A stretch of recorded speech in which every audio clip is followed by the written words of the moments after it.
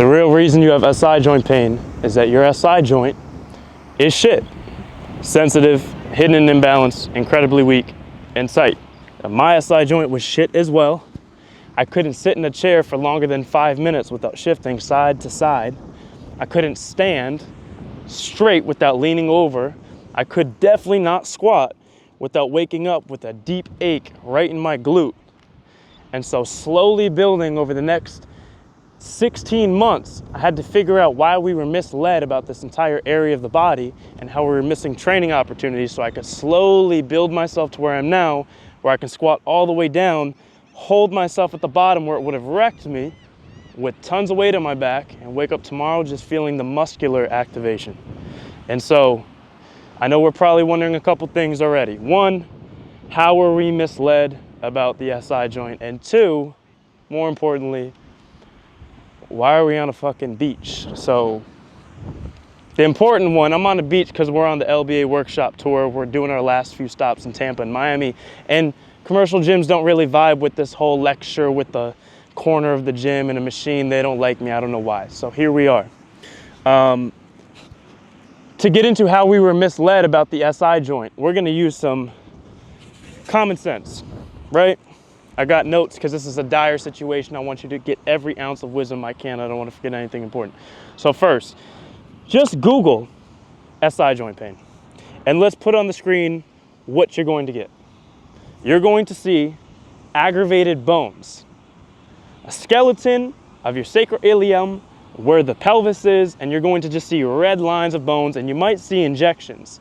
So maybe if you're lucky, you get ligaments. This leads you to think this is just a bone on bone issue. Am I developing an arthritic sacrum? What is the problem going on? You don't realize if we actually look in the area, yes, there is tons of ligaments, and that is adaptable. And there's also layers of muscle tissue there. So we put one of those animations that show stripping away layer by layer of that sacrum area. There's tons of adaptable tissue that we could get to. But when you only see the images of the bones, and the treatment that logically follows is, well, the inflammation's bad.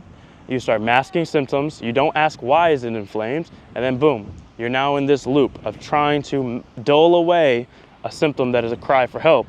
And so we're misled because we don't even know what the SI joint is. It is where bones meet. But what's controlling that? What's controlling the forces on it? How do you bring healing to that area with any tissue nearby? There's things there. And so until I realized that, all I was doing was just trying to be more and more careful. I'd stop squatting deep, and I'd only front squat. And then I would stop doing that and only do leg press. And all of a sudden that would wreck my SI joint. And so first we have to understand the actual anatomy. There is opportunity for healing. There is a way to get blood flow and contraction to the area. That's important. With all the outer glutes, with all the very low back muscles, the erectors tying in, that's where we're gonna hit today with exercises. And so, very important thing. People often ask, Brendan, I can't believe you give all this information out for free. Why do you do it? I know, it's crazy. The only thing I'm gonna ask in return, pause the video, get a notebook like this, and a pen, take notes, be diligent. If I give an actual protocol of exercises to do and the gems of wisdom, just be serious, please, so you don't have to go through 50 other videos. So we understand the anatomy now. So let's go through treatment. You're not just trying to dull the pain. We don't need to further inject and think that's going to be the root cause of the issue. Let's ask why. And our treatment could be looking at that acronym of SHIT. Follow the symptoms. We have sensitivity. We have imbalances relating to it. We have incredible weakness, and we have tightness. All of these things, when you improve, it provides a better structure, a better remodeling of the tissue, and then it lets things fire properly and get back into cohesion, how it's supposed to, on the imbalances, on the contractibility to not spasm, but still wake up. And so we're gonna go through sensitivity, imbalances, weakness, tightness. I'm gonna give tangible exercises for each as we go through. So 1, sensitivity. I got this notebook. This is a dire matter. Like any good presenter, I'm going to bring it with backup. Sensitivity. The loop of sensitivity. So we get into the first exercise. The reason why sensitivity will shut it all down for you. As an area gets sensitive, things start to shut down. It inhibits. Your body learns it's not safe to contract. I don't want to hurt myself. Let's avoid that. So the muscle atrophies and it loses its ability to properly contract. So when the sensitivity happens, things shut down. And when things shut down, the protection goes away. It literally shrivels up. The blood flow gets less and less. Your body learns, it forgets how to hold tension to protect what is under the muscle, bones and joints. So when the muscles shut down, more stress and everything goes to what's deeper, ligaments and bones. And then what happens, you lose protection, it makes it even more sensitive. So things are sensitive, it shuts down the muscle, goes to the bones and joints, that makes it even more sensitive and this vicious loop starts. So before we try to bodybuild our glute and SI joint, we're gonna first start to desensitize. We're gonna do it with a single leg iso hold. If you've been on my page before, you know how I've spoken about the value of this for the spine. We go through holds, we do reps, we open up the vertebra. Today, we're gonna extra focus on the glute. Is this gonna open? We got sand in there. It's gonna have to be a good height for today. The sand locked it.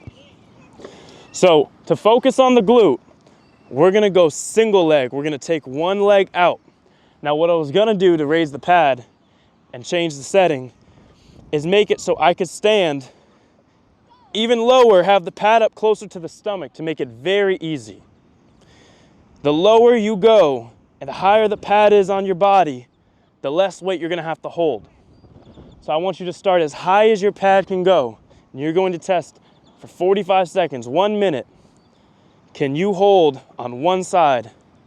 This is equally using glute. You have to thrust into the pad, keep your ribs down, and it's gonna be working the low back as it ties into the SI joint.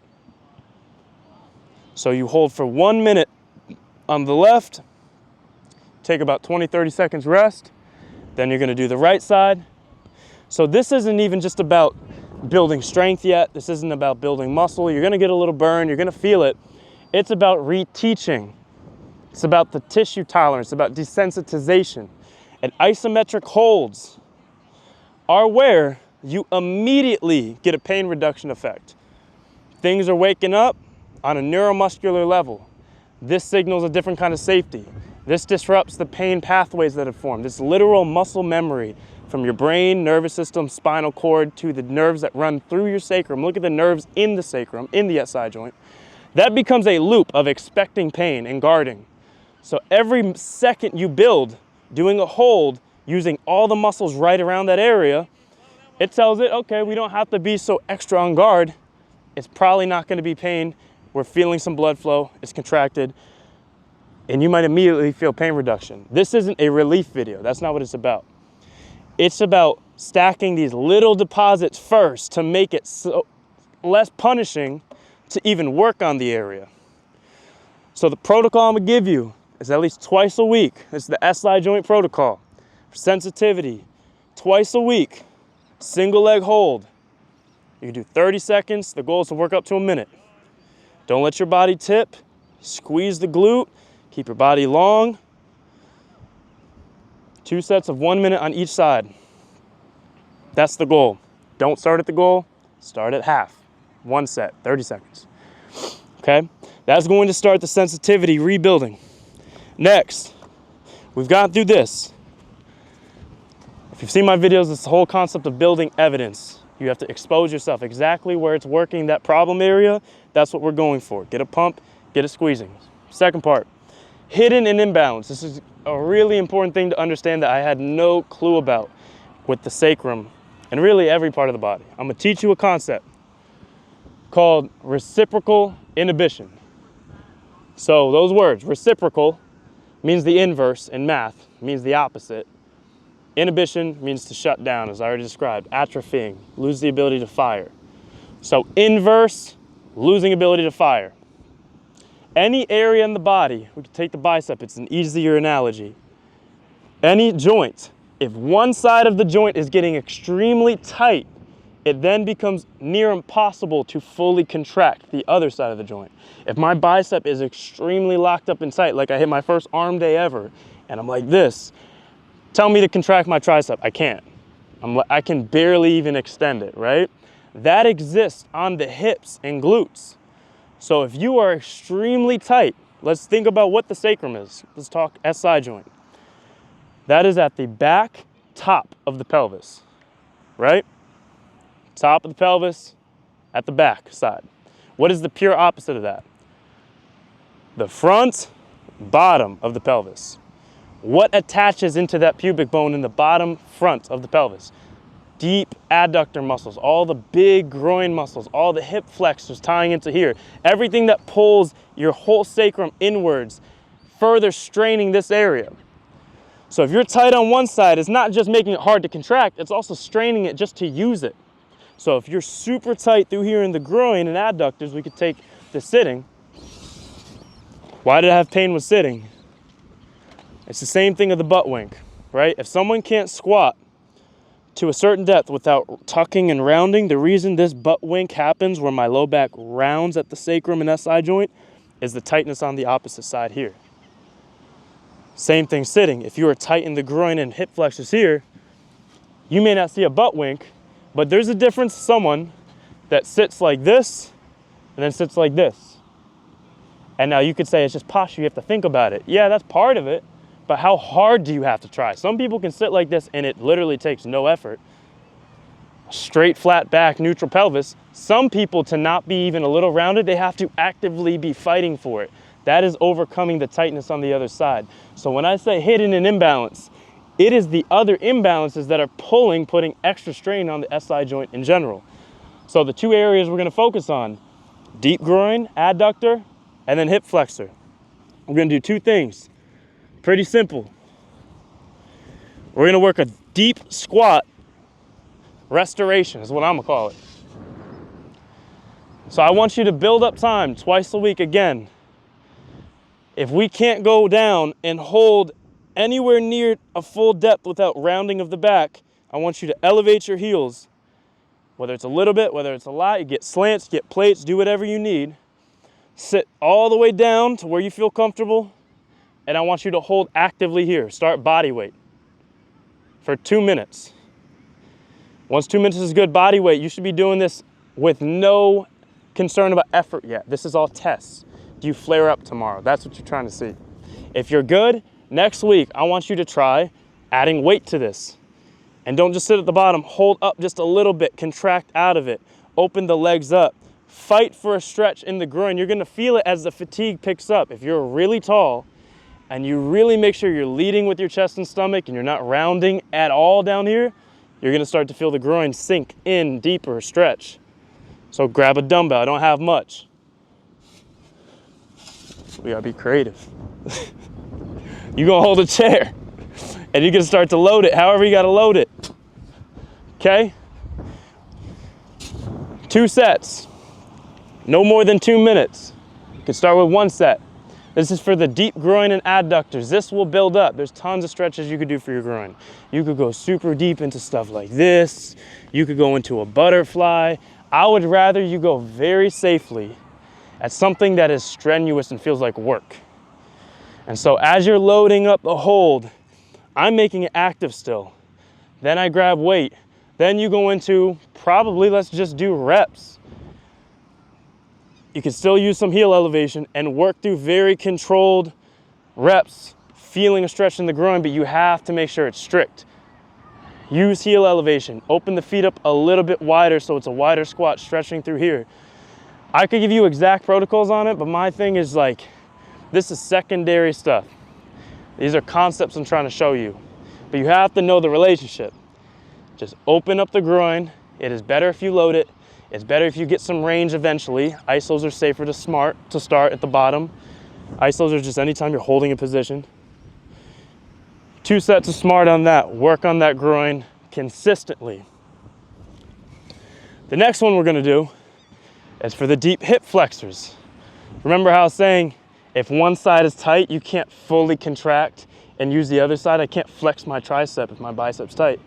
Okay, well, my ability to fully contract my glute from here to here, which is where that SI joint gets its extension, that lockout strength deeply affects the SI joint.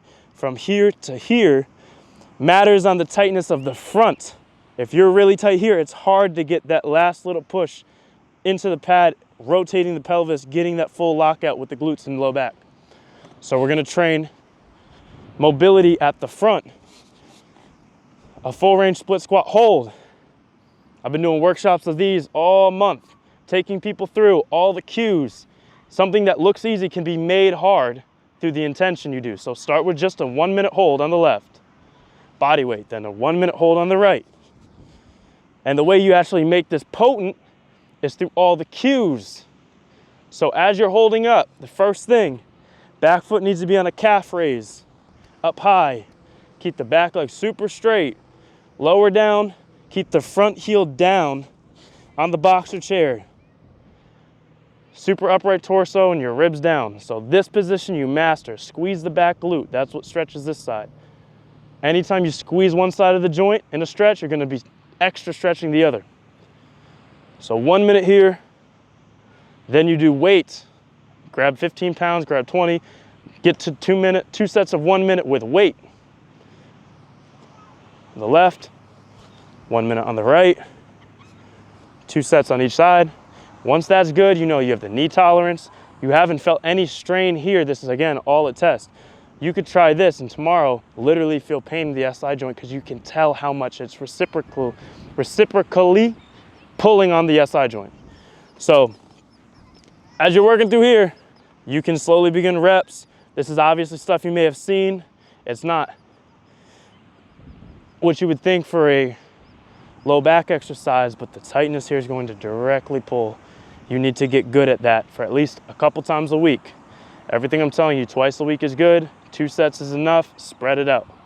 So that's for the groin tightness, that's for the hip flexor tightness, pulling on the spine. Third one, incredible weakness. So as we said, that loop of sensitivity leads to shutdown leads to atrophy and loss of protection, which leads to more sensitivity. You end up incredibly weak in that very area. So one exercise I'm pretty sure you've probably never done, probably never seen. It's gonna look really silly on this bench because it's not a full bench. So I'll show footage of what it really looks like. I would do it on a full-size bench or the edge of a bed. We're training as direct as we can to that problem area. So a single leg reverse hyper. Our body's flat, nothing's moving except we're kicking the heel high, squeezing for 3 seconds and lower. We're gonna do 30 on the left, 30 on the right. This is equally training the very, very low back and the very upper glute. If you've had SI joint pain for a while, you do 10 reps of this and you'd be like, yup, this is exactly where I've had the problem. I can imagine, you can see me on the bench video of me doing it. I work up to now doing ankle weights. So twice a week, I would go through 2 sets of 30 on the right, two sets of 30 on the left. After a few weeks, you're tolerating that and you're building some strength. You get a little sore. You come back fine. There's no flare-ups. Then I will go on to putting a 2-pound ankle weight, a 3-pound ankle weight. So the reason this is different than a normal reverse hyper is the momentum it's taking out. If you show a video of a normal reverse hyper, usually both legs are swinging up and it's hard to hold at the top. That momentum alone can seriously flare you up. So I like the single leg just for the fact that it's strict and you can hold for 3 seconds and see the difference left to right. Add weight, progress it like strength training, treat it serious. Twice a week, single leg reverse hyper, super important. So that's for the low back. Remember early in the video, so this problem is equal low back as it is glute. It is where it meets.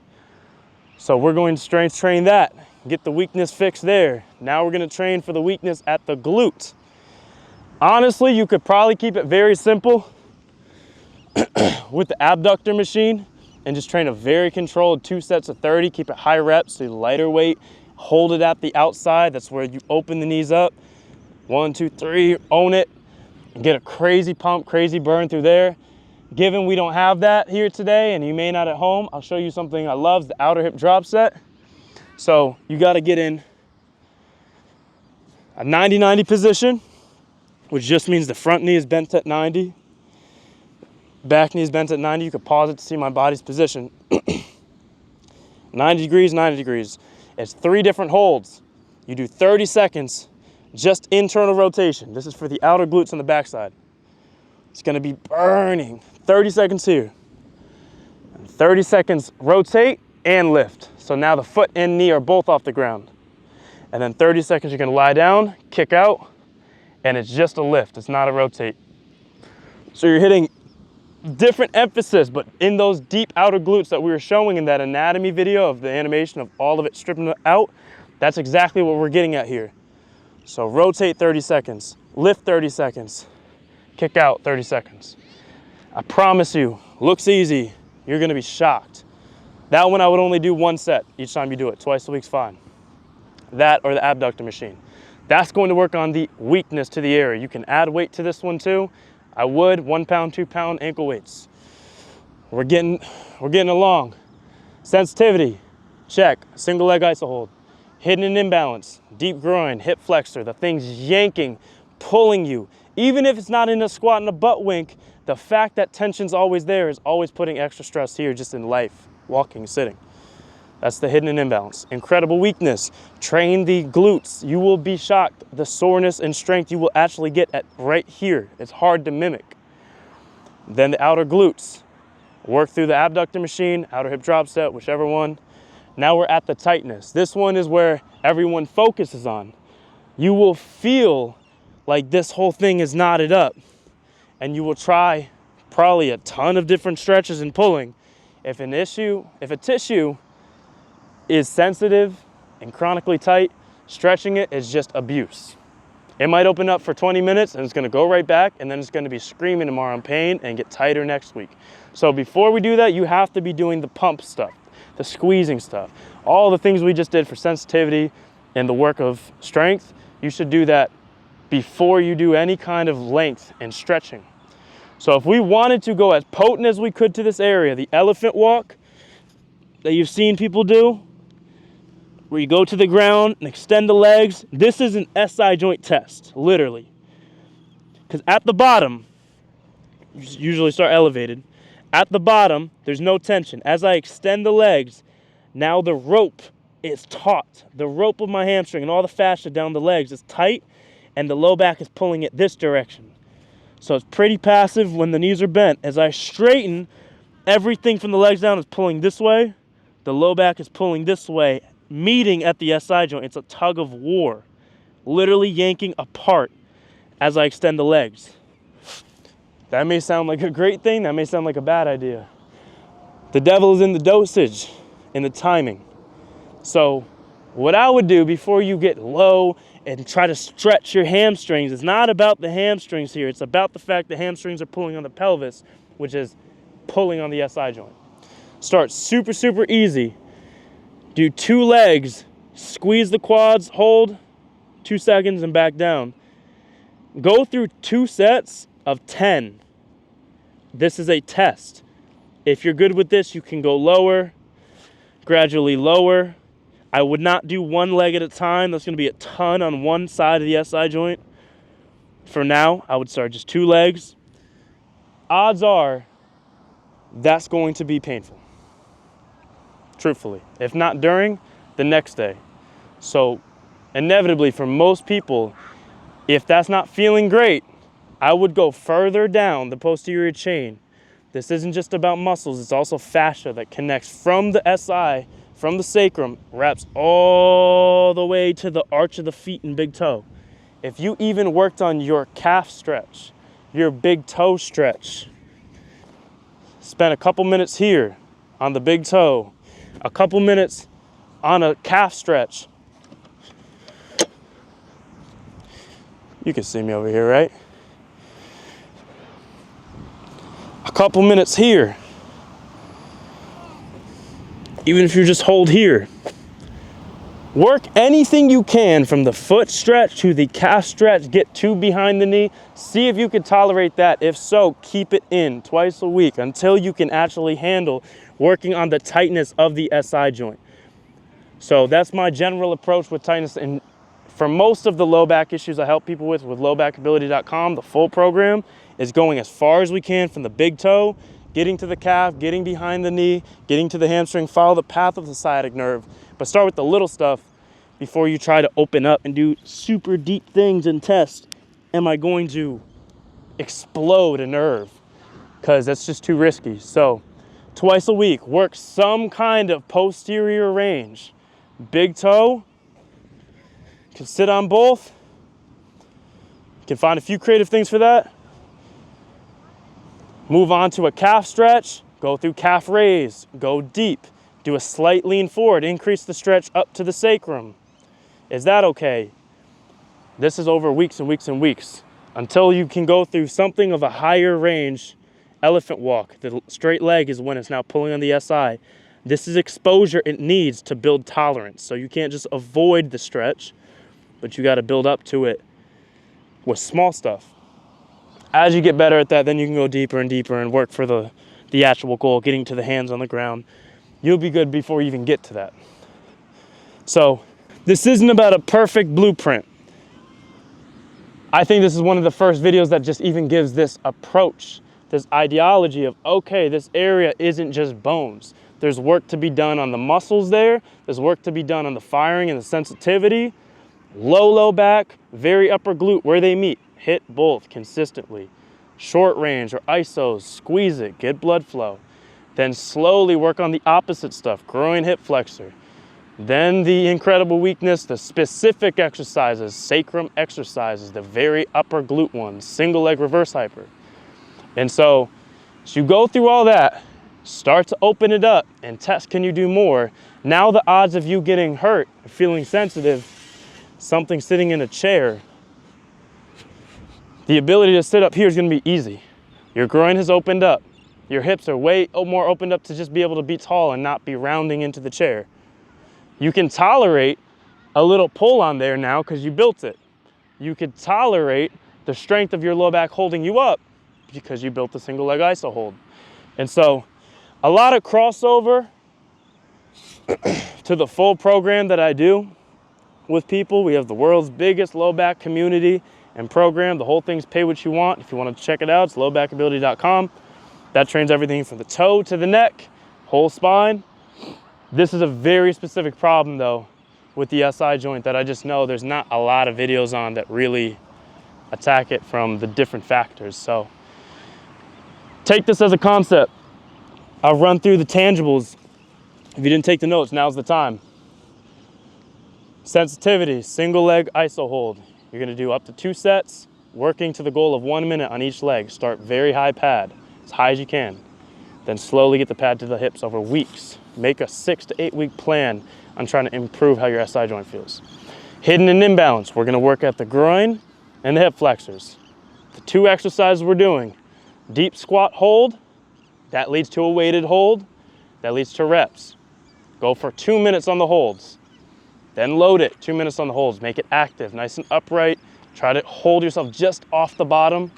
And then the reps, do a wider base squat, still use your heel elevation, do 2 sets of 20, make it very focused on trying to feel that stretch. Then the second one was the full range split squat hold. Start just 2 sets of 1 minute, 1 minute on the left, 1 minute on the right. And go through another set, left, right. Then add weight, same thing. Minute hold on the left, minute on the right. Then start body weight reps. Go for 2 sets of 10 on each leg, and you can add weight and go further, but this is just about opening up. So that's the hidden imbalance. Incredible weakness, abductor machine, outer glutes, or the outer hip drop set. If you do abductor machine, I'll do 2 sets of 30, hold it controlled, lightweight. Outer hip drop set, you need 1 set, that's it. 30 seconds at each hold. And then the tightness is just the route of progression of posterior stretch. Start big toe, start a calf raise, do 1 set of each, 2 sets of each, really up to you. And then a elephant walk, don't do more than 20 reps for the day at whatever height you're at. The tightness is really almost the test of how the other 3 steps are doing, and as that gets better, you're gonna be able to go further and not be punished. That is the route. Give it 8 weeks. See what your body tells you. Pain is not a problem, you're gonna learn from it. So you may go through this stuff and hurt yourself, just a tweak, a little flare up. At least you know it's potent, it's relevant to the area. Scale it back, make it easier. this is at least going to teach you more of what's going on and put you in communication with that area that is alive. There is muscle tissue. You can get a pump there. You can pull on the joints at an adequate amount. You can pull on the ligaments and actually adapt that. Show the timeline healing. X, Y axis. The X is weeks. The Y is the percentage of proliferation of different tissues. And you'll see where nerves are. You see where muscles are. You see ligaments. You'll see the tendons. There's different timelines for different tissues, but everything can adapt and remodel with enough stimulus at a right level at enough time. And so this area is tricky. It feels like there's really not much to do. There's not much range of motion in there, but there is a lot you can do. And so I'm just grateful I got out of that. It was really wrecking me, and it was the biggest thing that kept me away from lifting, even more than the disc herniations, and it was super confusing. So I hope this breakdown, it was a little all over the place. Not gonna lie to you, there's a lot of drunk people around me, and I'm easily distracted out here in public. So try my best to just deliver what I needed. I'm gonna keep these uploads coming, but till then, you know the deal, play the long game.